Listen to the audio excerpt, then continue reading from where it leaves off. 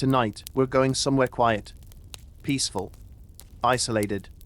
No, not your aunt's cabin in the woods. We're going to a medieval monastery. Now, before your brain starts filling in the blanks with ideas of gentle chants, candlelit prayers, and monks brewing ale like kindly old grandpas, let me stop you. This isn't a spa retreat with robes and soft Gregorian playlists. It's more like a centuries-old prison run by men who believe smiling is a sin and talking is optional. You're about to wake up in a place where silence is sacred, beds are planks, and the daily highlight is boiled peas. Welcome to a life of devotion, deprivation, and very, very early mornings. But don't worry, you're not alone. I'm here with you, whispering through time like the world's most sarcastic spirit guide. So go ahead. Dim the lights. Wrap yourself in that blanket. Maybe turn on a fan, because your medieval room won't have one. It won't have much of anything, really. And if you're hoping for some downtime or a moment to scroll through your favorite app, I regret to inform you that the only app you'll be using is absolutely nothing. Because it's 1325. And you've just taken holy vows. You wanted peace? You're about to get an airful of it. Specifically because talking out loud is forbidden during most of the day. The only thing breaking the silence will be the occasional tolling bell, and your own stomach, grumbling for food that tastes like boiled wallpaper glue. If you're lucky. The monastery isn't a place for relaxation. It's a place for structure, routine, and relentless schedules built around the ringing of bells, which means you'll be praying at 2 a.m., again at 5 a.m., again at 6, and then, you get the idea. If God's watching, you better stay awake. Falling asleep during matins is frowned upon. Falling asleep again during lauds? That's when they stop frowning and start assigning penance. But let's not get ahead of ourselves. For now, close your eyes. Take a slow breath. And get ready to spend the next 2 hours trapped in the itchy wool robe of someone who's dedicated their entire life to celibacy, poverty, obedience, and a surprisingly large amount of gardening. And hey, if you enjoy this slow descent into holy misery, feel free to like the video, subscribe to the channel, share it with a fellow insomniac, or leave a comment. Let me know which part made you cringe the most. Or just drop a sleepy emoji. Before we dive into today's story, I want to ask you something. Where are you listening from? And what time is it where you are right now? Because I know that you, me, and everyone else tuned into this video, we all share the same little habit, even if we're scattered across the world, far from one another. Alright. Ready? Congratulations. You've just woken up in the year 1325, in a monastery, and you're already late for prayer. Your eyes creak open before the sun does. Which is unfortunate, because the sun isn't scheduled to show up for another 2 hours. The air in your cell, they call it a cell, charming isn't it, is somewhere between cave in winter and crypt. You're lying on a straw mattress, which is mostly straw in theory, and mostly pokey twigs and suspicious insects in practice. The blanket over you is made of wool, and not the soft, cozy kind that your grandma might knit. No, this wool is woven from the regrets of sheep. It's itchy, damp, and smells faintly of the monk who used it last century. A bell rings in the distance. It's not a gentle chime. It's more of a dull, soul-knowing clang that reverberates off the stone walls and into your spine. That's your cue. Time for matins, the first prayer of the day. It's about 2:30 a.m. Yes, same. Because God apparently prefers insomniacs. You swing your feet over the side of the bed and instantly regret it. The stone floor is icy enough to cause your toes to file a formal complaint. You shuffle into your robe, one size fits none, and fasten it with a rope. Not a belt. A literal rope. Because fashion died several centuries ago, and practicality was the only survivor. You don't speak. You're not allowed to. You just nod to Brother Anselm, who may or may not be awake behind those drooping eyelids, and trudge together down the corridor lit only by flickering torchlight and the soft, ever-present draft that feels like the building is quietly exhaling disappointment. You enter the chapel. Candles flicker. Shadows stretch up the stone walls like exhausted ghosts. There's no music. Just chanting. Low, monotonous, and more hypnotic than anything that should be experienced on 2 hours of sleep and no coffee. You kneel. You pray. You try not to doze off. Spoiler, you doze off. Only for a second. Maybe two. But Brother Bernard notices. He always notices. That man hasn't blinked since 1287. He clears his throat in your direction with the force of divine judgment. You straighten up, eyes wide, lips silently mouthing the words you've mumbled 100 times but still don't quite understand. The prayer lasts an hour. Then it's time for lauds. More chanting. Then a brief return to your cell. Not for rest, don't be ridiculous. You're here to contemplate. To reflect on your unworthiness. And maybe to scratch at the rash forming where your robe meets your neck. Is it from the wool? Or from whatever creatures have made your mattress their home? Hard to say. Monastic life is full of mysteries. By the time Prime rolls around, that's another prayer session, by the way, not a package delivery. Your stomach is starting to protest. Loudly. And so is your back. The monastery is not designed for comfort. It's designed for humility. Which is just a polite way of saying, you're going to be miserable, and it's good for your soul. You join the rest of the monks in the refectory, the dining hall. It smells faintly of cabbage and regret. You sit in silence, because yes, even meals are eaten in silence. Talking is reserved for God, and God has not RSVP'd to breakfast. On your wooden plate, a ladle of pottage. If you're unfamiliar with pottage, imagine someone took everything left in a medieval garden, including the dirt, boiled it for 6 hours, and called it food. You eat. Slowly. Because there is no rushing eternity. And because chewing through a chunk of parsnip the size of your anxiety takes some effort. Beside you, Brother Matthew sneezes. Loudly. No one reacts, but you all feel the unspoken tension. Because if that's the plague, you'll all know by Thursday. After the meal, it's time for work. Yes, work. Monks don't just pray and nap, despite the PR. You're assigned to the herb garden. Lucky you. You step outside, into the cold morning mist, and start pulling weeds from between rows of chamomile, thyme, and what may be the spinach or medieval kale, also known as. Tastes like sadness. You work for hours. In silence. With numb fingers and the gentle realization that you haven't used the bathroom yet because the monastery doesn't really have one. Not in the way you're thinking anyway. Eventually, the need becomes too urgent to ignore. So you wander to the latrine trench. That's right. A trench. It's tucked behind the garden, past the compost pile, beside the wall that smells permanently suspicious. You lower your robe, squat over a wooden plank with a hole in it, and try not to think about the fact that this is the same setup used by everyone else, including the monk with that mysterious cough. There is no toilet paper. There is moss, and a handful of coarse straw. You make your choice, both of which feel like exfoliating with a loofah made of broken promises, and immediately regret it. Hand washing? Of course. There's a basin near the well, with icy water, and a bar of soap that's mostly sand at this point. You scrub. You shiver. You pretend the water didn't just splash into your sleeve and instantly turn it into a tiny lake of medieval sadness. Then it's time for more prayer. You head back inside, just in time for Tris. Another short prayer hour. Short meaning only 30 minutes this time. The chanting resumes. You know the words by now, or at least the rhythm. It's not about understanding.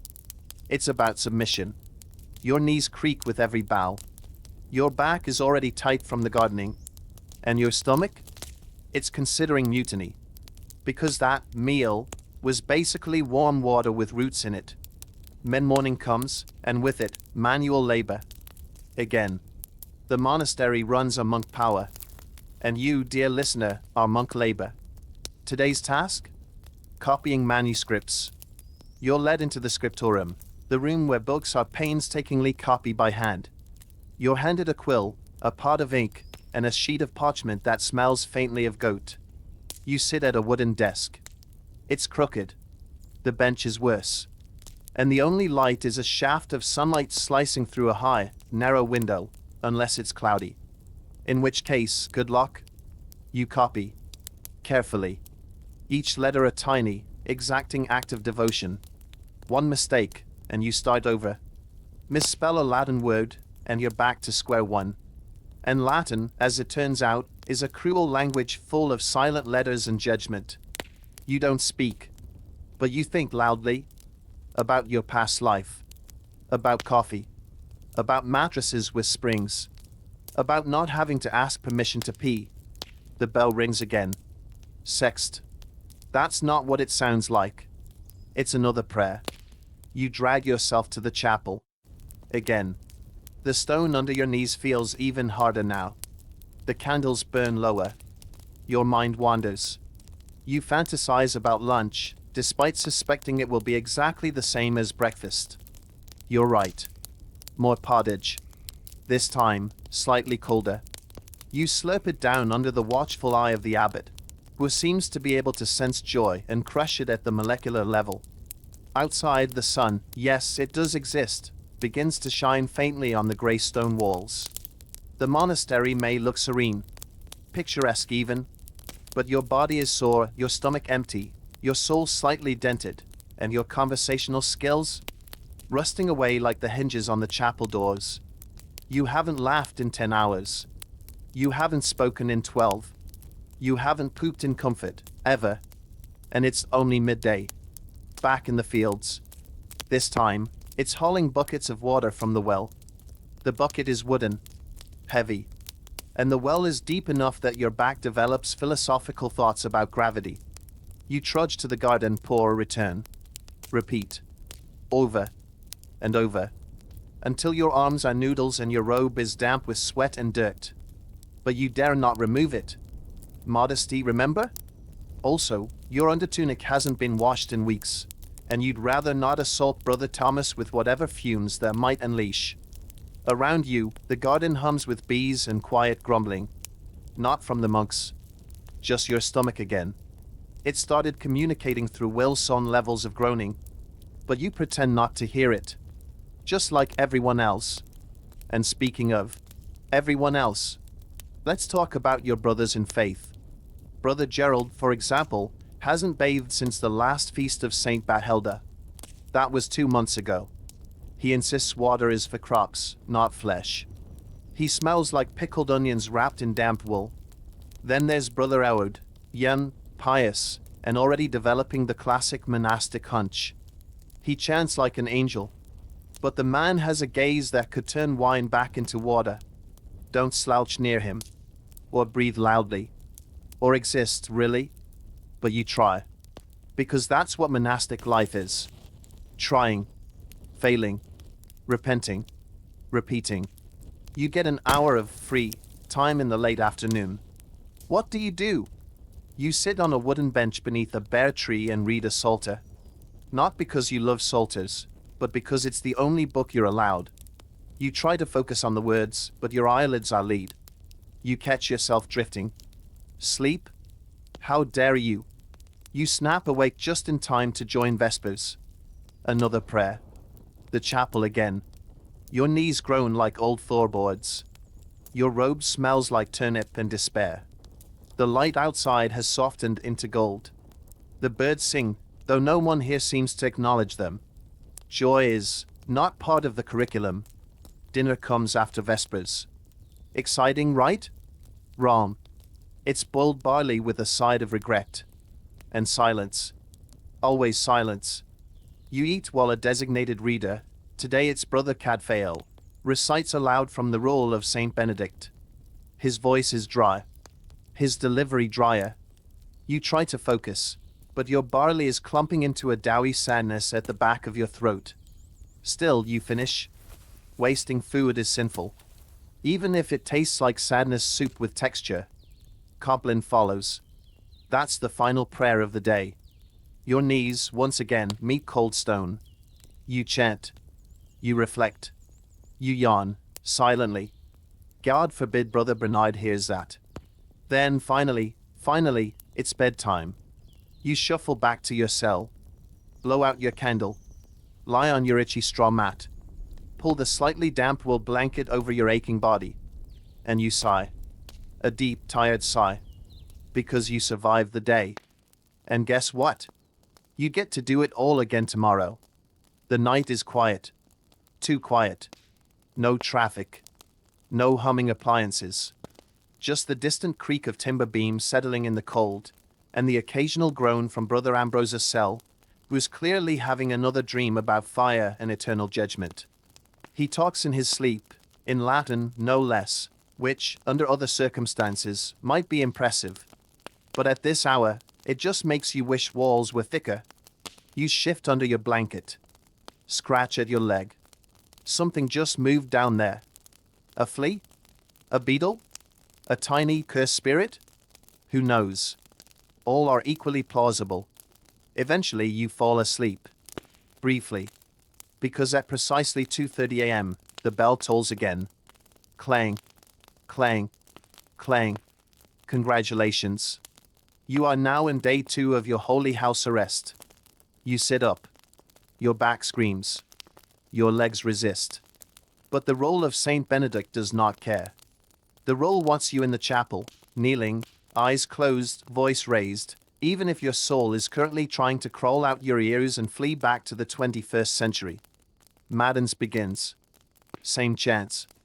Same shadows. Same Brother Bernard staring at you like he's memorized every sin you haven't committed yet. You wonder, not for the first time, how this is supposed to bring you closer to God. You suspect God might be watching and thinking, okay, but maybe let them sleep in just once. By the time Lauds ends, your knees have filed for emancipation. You limp back to your cell for a brief pause that could almost resemble rest, if not for the small detail that your pillow is a folded scrap of linen, your mattress has developed a tilt, and someone is definitely snoring 3 doors down. Then the work bell rings. Today, scrubbing pots. Yes, even in the monastery, the hierarchy is alive and well, and you, being new, are assigned to the scullery. A medieval kitchen so grim, Gordon Ramsay would run screaming after one whiff. You roll up your sleeves. Big mistake. Because now your arms are submerged in a trough of greasy, tepid water that smells like burnt onions and peanuts. Your job? Scrub the iron cauldrons until they stop looking like ancient relics. You scrape. You scour. Your knuckles bleed a little. You consider converting to something with less elbow grease. Then it's time to stoke the kitchen fire. Which sounds easy, until you remember that the wood is damp, the chimney clogs every other day, and the smoke fills the room like it's trying to fumigate you personally. By midday, your eyes sting, your throat burns, and you've inhaled enough soot to be classified as a chimney. Lunch comes, unceremoniously, in another bowl of that same pottage. You don't ask what's in it. You don't want to know. You eat in silence. Always silence. A kind of silence so oppressive it echoes louder than any shout. You've learned to chew quietly. Breathe quietly.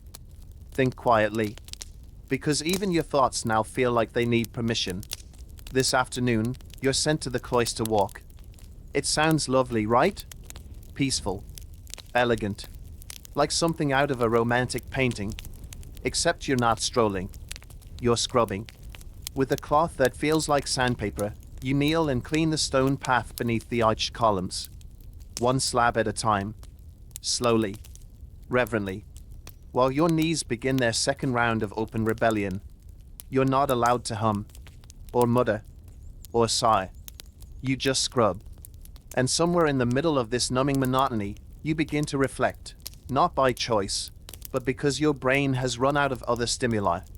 You wonder about the brothers who've walked this path for decades. About how many of them arrived young and hopeful. About how many left, or died, or simply became part of the stone walls themselves. You pause to stretch your back. A mistake. Brother Owen walks by and gives you that look again. The one that says, "Remember, pride goeth before the spine." You resume scrubbing. By the time the bell rings for none, yes, another prayer hour, your knuckles are raw, your legs are stiff, and your soul feels like it's been through medieval purgatory. You limp to the chapel. You kneel again. You chant again. You pray not for salvation, but for something different to eat tomorrow. When the service ends, you're offered a brief reprieve. A walk around the grounds. You take it. Anything to move without a purpose. The monastery grounds are quiet. Too quiet. The gardens are orderly, the trees are clipped, and the birds sound like they're trying not to offend anyone. You pass the graveyard, a small, walled patch of earth where former monks now reside permanently. It's peaceful, but not in the comforting way. More in the, don't get too comfortable here, way. You see Brother Thomas tending the graves. He nods. You nod back. There are no words. Just silent acknowledgement that someday, you might end up under one of those stones too, hopefully with a slightly less hitchy row. Evening arrives slowly. The shadows stretch longer. The cold returns, settling into the stones like an old friend. You return to the chapel. Again. For Vespers. Again. You've chanted so much today you could probably recite psalms in your sleep. And maybe you have. Dinner is a surprise. Lentils. Boiled. Still in their water. With maybe, a piece of bread so tough it could double as a weapon. You chew slowly. Silently. Staring at your bowl as if it might suddenly morph into pizza. Brother Cadfael reads another passage aloud. Something about the virtues of suffering. You nod solemnly, while your tongue attempts to remove a particularly determined lentil from the roof of your mouth. Copland follows. The final prayer. You make the sign of the cross with the hand that now has 3 blisters and a faint aroma of scorched barley. And then, finally, bed. You collapse onto your straw mattress.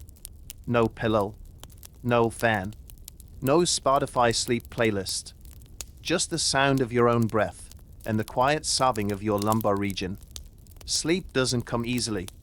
You lie there, listening to the muffled groans of old wood beams and the rhythmic drip of condensation from the ceiling. The air is thick with the earthy scent of unwashed wool and centuries of incense residue. Somewhere, a rat skitters, or maybe it's just your imagination, or a dream, or a prophecy. You're not sure anymore. You drift off around midnight. 2 solid hours of sleep. A luxury. Then the bell. Of course, the bell. Clang. Clang. Clang. It tolls like a drunk angel with a grudge. You sit up, groaning in places you didn't even know had muscles. You slide back into your robe, which is somehow colder than the floor, and shuffle once again toward the chapel. Your brain is a fog of half-formed prayers and silent screams. Your lips move, forming familiar chants. Your mind wanders. You think about your warm bed back home, your memory foam mattress, your shower, your Wi-Fi. God, you trade all of heaven's choirs for 10 minutes of scrolling through cat videos. After Maddens there's Lauds. You kneel. You chant. You wonder why God hasn't smote the bell yet. Then you head to the refectory. Breakfast. Again. More pottage. But surprise, this one has extra turnip. Or something vaguely turnip-shaped. Maybe a rock. You chew carefully. You don't want to lose a tooth. Medieval dentistry isn't really a thing, unless you count prayer and hope. After eating, it's time for confession. You line up with the others, eyes down, robe clutched tight. You step into the cold stone alcove. The monk listening is ancient, mostly wrinkles and judgment. You whisper your sins. Like the time you fell asleep during prayer. Or the moment you considered escaping. Or the 3 seconds you thought about kicking Brother Bernard in the shin. He nods, scribbles something, and assigns your penance. 2 extra psalms. And cleaning the privy trench. Of course. You don't argue. Because that's not allowed. You just accept your fate like the obedient monastic soul you've been pretending to be for 48 hours. The trench is worse this time. Yesterday's breeze has died. The air is still. And the smell is less bad and more existential. You hold your breath. Not that it helps. You scoop. You dump. You gag. You reconsider every decision you've made since saying, "Sure, let's become a monk." How hard can it be? By mid-morning, you're back in the scriptorium, copying, letter by letter, stroke by stroke. Your hand cramps. Your back seizes. You blink and realize you've accidentally written half a line of lyrics from a tavern song you once heard in your former life. You furiously scrape it out and pretend nothing happened. Then, because the universe has a sense of humor, your ink pot tips all over your precious page. You stare in horror. Brother Howard appears over your shoulder like a particularly disappointed cloud. "You'll need to start over," he says, and then walks away. You whisper a silent curse into your sleeve, which is allowed, probably, as long as it's in Latin. You start over. New parchment. Fresh ink. Slightly more despair in your soul. The quill scrapes softly, each curve of a letter feeling heavier than the last. Outside the scriptorium window, the world carries on. Bees buzz, wind rustles the trees, and somewhere in the distance, a goat bleats like it too has been assigned to copy scripture. Your mind drifts again. Back to warm pastries. To idle conversations. To socks. God, you miss socks. Not the burlap strips they hand you here, but real socks. With elastic. And no smell of ancient hay. Another bell rings. Terse. You rise, stretch as inconspicuously as possible, and shuffle toward the chapel. Again. Your knees crack with every step. Your shoulders are sore. Your neck is a knot of tension and cold drafts. Still you chant. You bow. You pretend to be spiritually moved by words you can barely keep straight anymore. And then, blissfully, almost cruelly, you're given kitchen duty. Again. Today you peel root vegetables.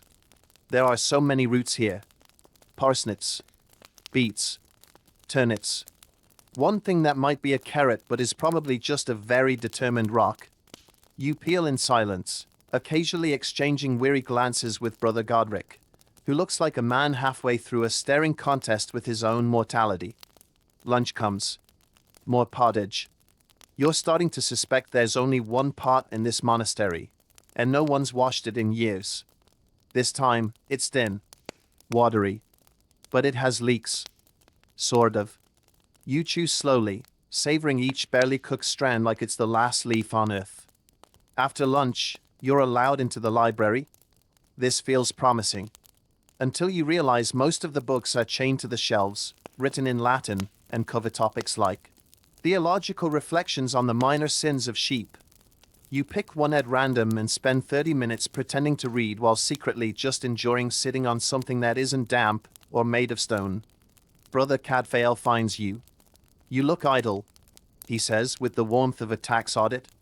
You're reassigned to the apothecary, where you grind herbs. Hours of it. Pestle. Mortar. Grind. Repeat.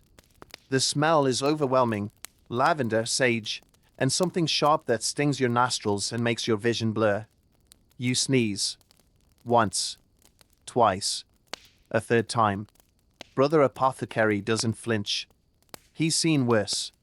Apparently last week, someone mistook dried hemlock for parsley. The patient didn't make it. You finish the day with vespers. Again. Dinner is thick bread and cheese so hard it qualifies as weaponized dairy. You chew slowly. Reverently. Your teeth protest. Brother Howard reads a parable about obedience. You nod, eyes unfocused, jaw sore from chewing something with the density of medieval guilt. Copland follows. You kneel again. Your knees are now just calluses shaped like sorrow. Afterward, back in your cell, you stare at the ceiling. You haven't spoken more than 10 words in 2 days. You haven't laughed once. Your soul feels quiet, but not peaceful. Just muted. You close your eyes. Pull the wool blanket up. And wait for the bell. Again. And then it happens. The dream. You're walking through a field, not to toil, not to weed, just walking. There's music somewhere, faint but beautiful. The air smells like bread and lavender. A breeze brushes your face. No bells. No chanting. No Brother Bernard watching you like a hawk raised by guilt. Then clang. The bell shatters the dream like a brick through stained glass. You sit up so fast your back gives a warning pop. Welcome to day 3. Or 4. Honestly, you've lost count. Another pre-dawn trudge to Madden's. You wonder if monks have sleep cycles or just sleep damage. You mumble your way through the chants. Somewhere between Psalm 142 and 143, your vision goes fuzzy. You blink, steady yourself, and try not to keel over in a pile of your own fatigue. By Lords, you're not just tired, you're transcendently tired. Like your soul is trying to astral project out of your kneecaps. You catch Brother Matthew yawning. A forbidden act? He immediately crosses himself in shame. You make a mental note to not let your own yawn sneak out. That's a rookie mistake. After prayers comes another thrilling round of sanitation. Today, you're cleaning candlesticks. Sounds easy. Except these aren't delicate holders from a Pier 1 clearance sale. They're thick, ancient iron monstrosities coated with 3 months of hardened wax and soot. You chip away at them with a wooden pick and a silent prayer that your hands don't cramp again. At some point, your fingernails go black from the grime. No one notices. No one cares. You could probably scream and only the mice would blink. Lunchtime arrives, heralded by the smell of, surprise, it's pottage. Again. You've begun naming the ingredients. Today features chunky regret, water of disappointment, and seasoned indifference. Still you eat. Hunger wins. Always. Later, you're summoned to the infirmary. Not because you're ill, no, of course not, but because Brother Eustace is. And you're helping. Your task? Hold the bull. He's vomiting. A lot. You hold steady, trying not to breathe. The smell is indescribable. Somewhere between sour ale, rotten cabbage, and a hint of medieval doom. The monk treating him pours a thick syrup of herbs into his mouth and mutters a prayer. The patient groans. You're told it's humor's out of balance. Of course. It's always the humors. Afterward, you're allowed to wash your hands. In cold water. With a soap that feels like punishment. You don't complain. You don't speak. You just return to your duties, this time, copying again. You can barely hold the quill. You wonder what your handwriting will look like if your fingers fully seize up. Probably like an omen. Dinner is stale rye. That's it. One slice. No butter, no joy. You eat it anyway. Because you are obedient. And starving. Compline. Candles flicker. Voices rise. You chant. And chant. And chant. Then, mercifully, your cell. You collapse, fully clothed. You don't even pull up the blanket. Your body gives up before your mind can. And still, beneath all the fatigue, all the cold, all the itching and aching and mental fog, you realize something strange. You're adjusting. And that, perhaps, is the scariest part. You wake up before the bell. That's how you know it's serious.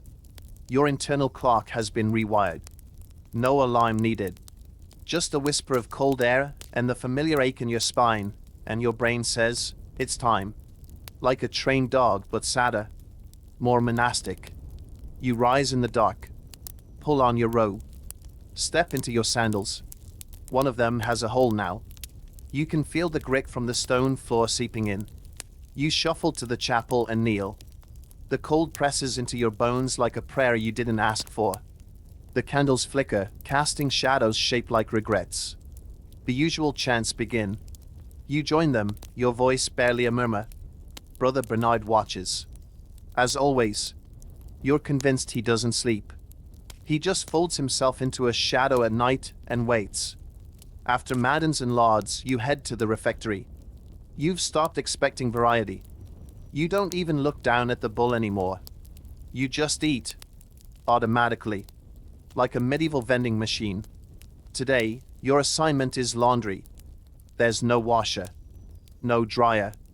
Just a tub, a stick, a bar of soap with the scent of ash and disappointment, and a pile of wool garments that feel like they've absorbed centuries of sadness. You scrub until your fingers prune and your back is screaming louder than your internal monologue.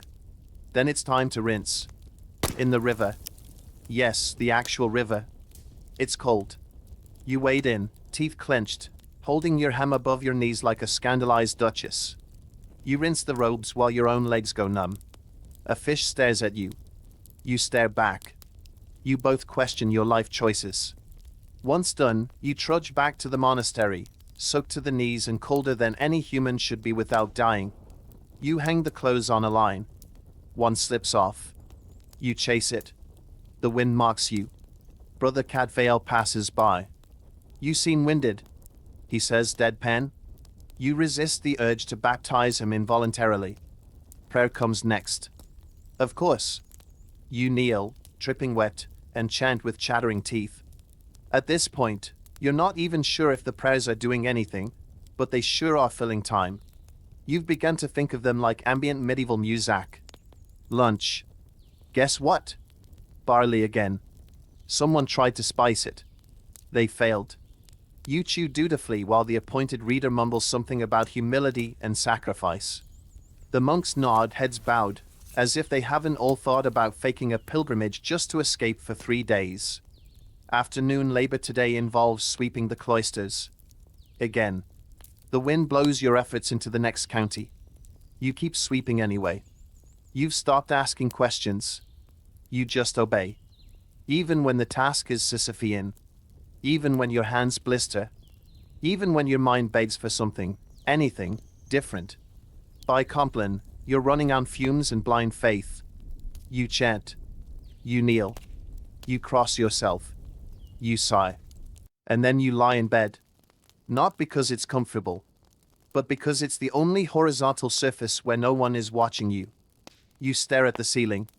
And for a moment, just a flicker, you almost believe that somewhere deep beneath the aching, the silence, the ritual, you understand the peace they keep talking about. Then your straw mattress pokes you in the back and a flea bites your ankle. Never mind. The next morning, your eyes open without fanfare. There's no groan, no sigh, no internal monologue, just a quiet resignation. You rise. You dress. You move like someone in a trance. A very itchy, very tired trance. It's raining today. The kind of steady, grey drizzle that seeps into your bones and makes every stone in the monastery feel like it's been crying for centuries. The bell tolls. You respond. Matins. Lauds. The usual chorus of sleepy chants and echoing footsteps. You kneel on damp stone, robes clinging to your knees. One of the monks sneezes. No one reacts. Illness is common. So is death. If you get sick, they'll give you herbs and prayers and hope you don't rot too quickly. Breakfast is, surprise, pottage. Again. This time it's runnier than usual. You think you see something green floating in it. You hope it's intentional. Then your least favorite words of the week. Cloister floor duty. Again. You mop. Slowly. With a rag tied to a stick. It smears more than it cleans. The water bucket is murky and smells faintly of mildew and despair. Brother Thomas passes you and says, "Offer it up." You offer it up. Along with your will to live. Later, you're sent to the library to assist with binding books. This sounds nice. Until you realize book binding in the 1300s means stretching animal skin over boards and sewing pages together with coarse thread that may or may not still contain bits of sheep. Your fingers are already covered in tiny cuts. By the end of the session, you have more thread embedded under your skin than in the manuscript. The abbot comes to inspect your work. He frowns. "You've reversed the binding order," he says. You stare at him blankly. He sighs. "You'll need to redo it." You nod. Silently. Always silently. By the time Vespers rolls around, you're so used to the rhythm that you start humming the opening chant before the bell even rings. Brother Bernard hears. He gives you a look. One day, that look will fossilize. Dinner is a small boiled onion and a hunk of cheese with suspicious blue patches. You eat it. Because it's food. Because it's yours. Because hunger is now a more familiar feeling than hope. After Compline, the final prayer, you drag yourself back to your cell. Your straw mattress feels like a reward. A terrible, itchy, uneven reward. You lie there, silent, alone, aching, but somehow still breathing, still obedient, still monk. In the distance, thunder rolls. The wind howls through the cracks in your stone wall, and you, wrapped in wool and regret, finally drift into a dreamless sleep. This time, you're jolted awake not by the bell, but by a drop of rainwater landing squarely on your forehead. You blink. Look up. There's a crack in the ceiling. Has it always been there? You're not sure. Your brain isn't firing on all cylinders anymore. You might be developing monk brain, a condition where your only thoughts are prayer schedules, pottage recipes, and the exact pitch of the bell's morning toll. You lie still, contemplating whether you should tell someone about the leak. Then you remember the last time someone reported a draft, and got assigned to hand crank the monastery's grain mill for an entire day. You let the rain drip. The bell rings, maddens again, and off you go. You shuffle into the chapel, robes brushing the cold stone. Brother Elward is already there, eyes shut, lips moving, somehow both awake and somber, like a man constantly auditioning for the role of most disappointed. You join the chant. Your voice cracks halfway through. No one reacts. No one ever does. You could burst into song and be met with the same tired silence. Lauds follows. Your knees, now permanently shaped like prayer pillows, protest. You wonder if it's possible to develop arthritis from too much piety. The answer is yes. After prayers, a rare change of pace, you're assigned to assist the cellarer, the monk in charge of food and storage. This sounds exciting. It's not. You follow him into a cold, dark room full of barrels, sacks, and the constant, low-level smell of something that definitely died a week ago and is pretending not to. You lift a bag of oats. It splits at the bottom. Oats everywhere. You look down. You look up. Brother Cellarer glares at you as though you've personally offended Saint Benedict. You sweep. Every single oat. Lunch is served late. Cold bread. A smear of something vaguely resembling cheese. And a cup of what they call ale, but tastes more like someone soaked hay in a bucket and strained it through a medieval sock. You drink it anyway. It's liquid. It's warmish. And that's enough. Afternoon brings yet another round of copying in the scriptorium. Your hand is cramping again. You don't care. You don't feel much of anything anymore. You write the words mechanically, over and over. Ink. Paper.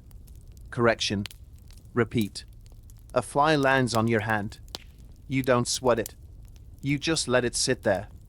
It's the closest thing to social contact you've had all day. By the time Vespers arrives, you've completely forgotten what day it is. You chant. You kneel. You breathe. You go through the motions like a well-oiled, albeit badly fed, machine. Dinner? What else? Pottage. They've added beans this time. You almost cry. You don't. But almost. After Compline, your cell is dark and damp. Your mattress has flattened. Your soul is somewhere near the chamber pot. You lie down. You stare at the ceiling. You wonder how many monks died in this exact position, in this exact room, wondering the same thing. And then, without fanfare, without warmth, without even a clean blanket, you sleep. Again. At this point, your dreams aren't dreams anymore.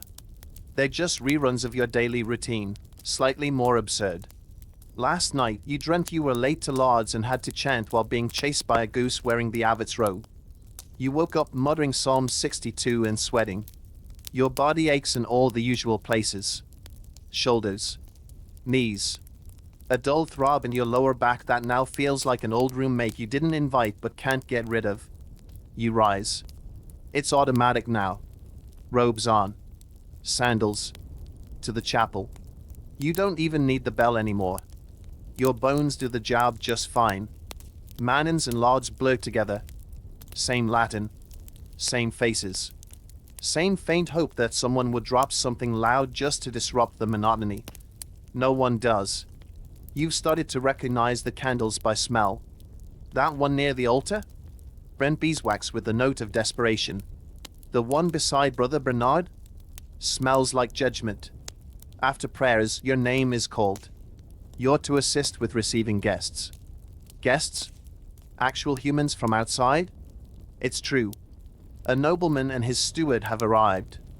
They're donating coin to the monastery and need to be shown reverent hospitality. Which means you get to stand behind Brother Prior and pretend not to stare at the steward's boots. Actual leather, clean, shiny. You would sell your soul for a pair. Then again, you technically already have. The nobleman asks a question. You don't answer. You're not allowed to. You just stand, smile faintly, and think about bread. Real bread. With butter. And jam. Do they have jam? Is that even invented yet? After they leave, the monks gather to discuss how to spend the donation. You are not part of this meeting. You are sent to the kitchen. To chop onions. Dozens of them. Your eyes water. Not just from the fumes. From the crushing realization that this is your big day, and you're still stuck with root vegetables and eternal silence. Lunch? Bean pottage. It's back. It has flavor. Sort of. You feel guilty enjoying it. Guilt, as it turns out, is served with every meal. Later, you're given a rare task, polishing the reliquary. A golden case that allegedly holds the toe bone of some ancient saint. It's ornate. Precious. Revered. You, of course, polish it with a rag that smells like old vinegar and devotion. As you work, you wonder whose toe it really is. A noble's? A thief's? A monk who just tripped near the wrong relic pile? You'll never know. You won't ask. Questions are not for novices. Vespers comes, dragging behind it a haze of incense and faint mildew. You chant, even though your voice has grown hoarse. The air is thick. Your head pounds. Brother Matthew coughs twice and no one even blinks. Dinner is something different. Stewed leeks. You don't know whether to be suspicious or thankful. You eat it. Chew thoughtfully. Silently. Always silently. By Compline, you are more shadow than man. And when you finally collapse onto your bed of straw and regret, your last thought is this. You're not sure where you end and the monastery begins anymore. By now, even your dreams have accepted defeat. No more surreal images. No more wishes for escape. Just blankness. A dark, silent void where thought once lived. The monastery has emptied you out like a rain barrel in a drought. And you've stopped resisting. You rise before the bell. Again. It's raining. Again. Your robe clings to you like a wet sock with a grudge. Your sandals are damp. Your fingers are pruny from yesterday's dishwashing session, and somehow, your right eye has started twitching during matins. Probably a sign.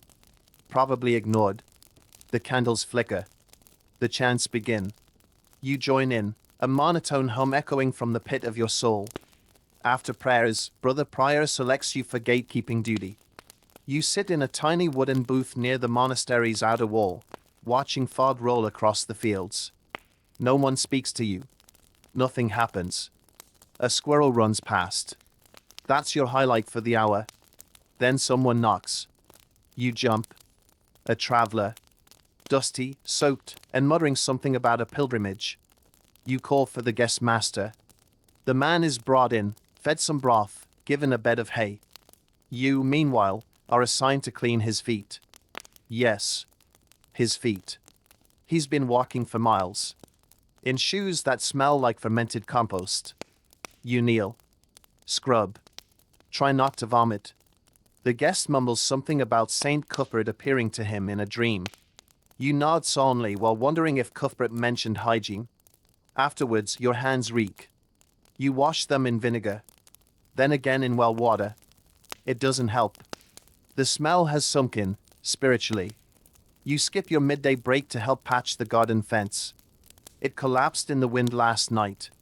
The wood is rotting. The nails are crooked. Your thumb is now slightly flatter than it was yesterday. Lunch? Cabbage pottage. You eat it while watching Brother Ambrose nod off and nearly faceplant into his bowl. No one stops him. He's earned it. This afternoon, you're back in the infirmary. Brother Eustace is no better. You're told to grind herbs again. Lavender and mint feverfew. The smell is strong. Almost pleasant. Almost. Until it mixes with the smell of infected wounds, and suddenly, you're back to gagging into your sleeve. Brother Apothecary offers you a honey lozenge. You consider it a reward. Then remember it's been in his pouch for 3 years. You accept it anyway. Evening arrives quietly. Too quietly. One of the older monks hasn't shown up for vespers. You hear whispers. No one says it out loud, but the implication is clear. He's not coming back. That night, there's an extra prayer said. For the soul of Brother Theobald. You didn't know him well. You're not even sure which one he was. But you bow your head. Because that's what you do. After Compline, you walk slower to your cell. The hallway feels longer tonight. The shadows feel heavier. You lie down on your mattress. The leak above you drips again. And you let it. Because some things, like the pottage, like the silence, like the ache behind your eyes, are just part of the monastery now. And so are you. Another day. Another prayer. Another bout of existential dread wrapped in a robe that never quite dries. Your fingers are swollen today. Probably from the cold. Or the herbs. Or the relentless repetition of existence. Hard to tell anymore. You flex them anyway, wincing as you pull your caul over your head. It smells like mildew and the faintest whisper of regret. Which is to say, it smells like everything else here. Madden's comes and goes. You kneel, chant, rise, bow, repeat. Your voice is hoarse but functional. No one says anything. But you're pretty sure Brother Bernard is mentally noting your slightly off-pitch verse during Psalm 5. He has a memory like a ledger and a face like someone who once sneezed during prayer and never forgave himself. After lauds, you get a surprise. You're summoned to the orchard. Yes. The orchard. It sounds idyllic, right? A stroll among fruit trees? No. This is raking decayed windfall from under the trees in the drizzle, while fighting off bees that have mistaken your robe for a floral arrangement. You rake. You slip. You fall. Into a pile of partially fermented apples that smell like cider and broken dreams. Brother Hugh laughs. Not out loud. Just in his eyes. Which is probably a sin. After cleanup, you wash in the basin. The water's colder than a papal excommunication. Lunch is turnip soup. You slurp it. It slurps back. Then, bless be, you're sent to the bell tower for rope duty. That's right.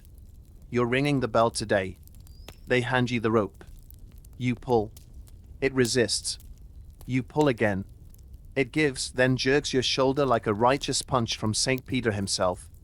The bell clangs. The sound reverberates through your spine. And suddenly you understand why the monks always look mildly concussed. You ring for none. You ring for vespers. By Compline, your right arm has developed a tremor, and you have rope burn on 3 fingers. You lie in bed that night staring at your hand, watching it twitch in rhythm with your heartbeat. You wonder if this is what spiritual growth feels like. Or nerve damage.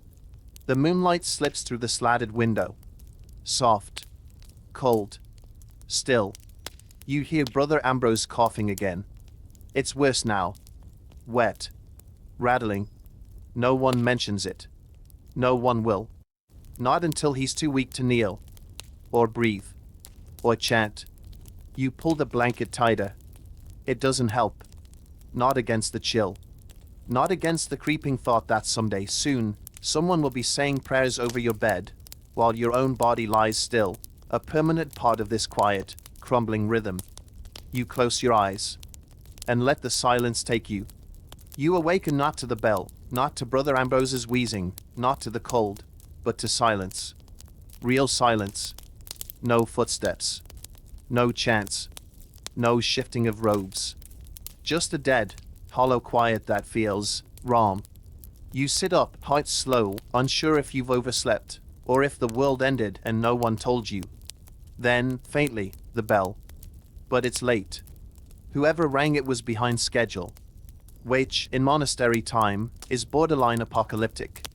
You pull on your robe, now stiff with old moisture and the scent of crushed thyme from the herb duty you had 2 days ago. You shuffle into the chapel. Fewer monks today. Brother Ambrose is missing. So is Brother Theobald's space, still empty, still sacred, still making the room feel slightly off balance. You kneel in silence. Then the chants begin. Slower today. Heavier. Like the whole building is carrying a cold weight on its shoulders. You're assigned wood chopping duty. You don't know why. You've never used an axe before. You soon learn it's less about technique and more about pure, exhausted rage. You raise the blade. Swing. Miss. Try again. Hit. The crack echoes into the trees. Birds scatter. You keep swinging, falling into a rhythm of aggression and repentance. By the time you're done, your hands are blistered, your robe is smeared with bark dust, and your right shoulder is vibrating from effort. You feel accomplished? No. More like briefly not useless. Lunch is peas. Boiled. Greenish gray. One sticks to the side of your bowl like it's trying to escape. You eat it anyway. Brother Cadfael delivers a sermon on humility. You half listen while chewing a pea that might have been alive last week. Afternoon arrives. And with it, Brother Ambrose. Barely. He's wheeled into the chapel in a crude cart, barely breathing, eyes fluttering like the last flame of a dying candle. You watch. The others chant. He doesn't. Just lies there. Eyes open. Seeing something you don't. You feel it, that invisible shift. Like the monastery itself knows it's about to swallow another soul. Vespers ends in silence. Dinner is skipped. Out of respect. You lie in your cell unmoving. The leak has stopped. Or maybe it hasn't. You've just stopped noticing. Your breath fogs the air. The walls press in. And in that tight, sacred darkness you whisper a prayer. Not for peace. Not for strength. Just for one more morning. One more bell. One more bowl of terrible soup and a nod from someone who still remembers your name. You fall asleep unsure if you wake up in the monastery. Or beneath it. Morning comes slowly, like a reluctant sigh. The bell tolls late again. You wake with a strange heaviness in your chest. Not pain, not fear, just the sensation of something being different. Something permanent. You rise. You walk. You kneel. The chapel is quieter than usual. Brother Ambrose is gone. No one says it. But the space he occupied, the groans, the coughs, the silent presence, all of it is gone. In his place, a small wooden plank lies on the chapel floor with his name carved in the center. Nothing else. No date. No sentiment. Just Ambrosius. You stare at it while you chant. Your voice falters once. No one scolds you. After prayers, the monks dig his grave. There's no ceremony. Just silence. A few whispered words. A shovel hitting cold earth. One monk weeps softly. You think it's Brother Matthew. He's young. Not used to the endings yet. You help lower the plank. The dirt hits hard. Thud. Thud. Thud. And then it's done. You return to your work, today, splitting dried herbs for winter storage. Your hands tremble slightly. Not from cold. Not from grief. Just the realization that you're still here. Still breathing. Still expected to copy Psalm 23 by evening. Lunch is lentils again. Chewier than usual. You don't mind. The rhythm is comforting now, even when it hurts. After the meal, a new novice arrives. Young. Hopeful. Eyes wide with wonder. You catch his gaze and almost want to say something. Warn him. Tell him to run. But you don't. You nod. He nods back. And that's it. You return to the scriptorium. The ink flows. The quill scratches. Outside, the wind howls faintly across the courtyard. Another prayer bell rings. You stand. You chant. You kneel. And later, when the final candle is snuffed and the chapel is dark, you return to your cell. You lie down. The straw shifts beneath you. A flea crawls across your ankle. You ignore it. You are part of the monastery now. And the monastery, cold, ancient, holy, breathes through you. As you close your eyes, one last thought drifts through your mind. You wouldn't have lasted a day in a medieval monastery, but somehow, you lasted one more. So here you are, lying still, in a scratchy robe, on a mattress that smells like ancient cheese and wet straw. Your hands are sore, your back is bent, your knees are numb. Your voice is hoarse from endless chanting. Your skin itches. You haven't laughed in days. Haven't truly spoken. Haven't looked someone in the eyes and just existed. And somehow you've survived. One day in a medieval monastery. Not as a visitor. Not as a noble. But as a monk.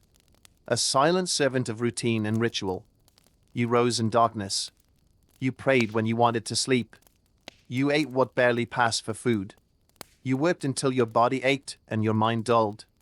You obeyed without question. You endured without praise.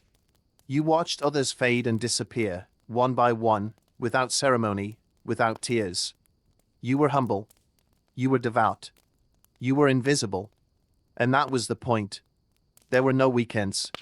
No comfort. No escape. No purpose except to serve. To disappear into stone and scripture. To handwrite someone else's thoughts, over and over, until they became your own. Now, imagine going back to your own bed. Your own room. Clean sheets. Warmth. Privacy. You can light a candle, or a lamp, or just flip a switch. You can choose what to eat. Choose when to sleep. You can laugh. You can speak. You can sing badly in the shower, and no one will assign you penance. That's the power of contrast. That's the strange, terrible beauty of looking backward. Because in experiencing that single, aching day, in that silent, suffocating cloister, you begin to feel something unexpected. Gratitude. Not the Instagram kind. Not the motivational poster kind. The real kind. The kind that whispers, thank you, for hot water, for clean clothes, for choices, for noise, for laughter, for messiness, for freedom. So tonight, as you lie there, wrapped in blankets that don't itch, on a bed that doesn't creak, in a world that doesn't wake you at 2 a.m. with a bell, maybe say a quiet thank you to the modern world. And to the monks who endured what you just survived in imagination, for years, not hours. They lived it. You dreamed it. And now, slowly, peacefully, you can drift to sleep. Knowing you made it through a monastery's longest day. Without once asking, can I have Wi-Fi? Good night. If you enjoyed this slow journey through history, if it helped you relax, or taught you something new, please consider giving this video a like. It really does help the channel more than UK. And if you'd like to wander through more strange, uncomfortable corners of the past with me, don't forget to subscribe. There's always another place, another era, another terrible day in history to quietly explore together. And hey, before you go, I'd love to hear from you in the comments. What time is it where you are? Did you make it to the end?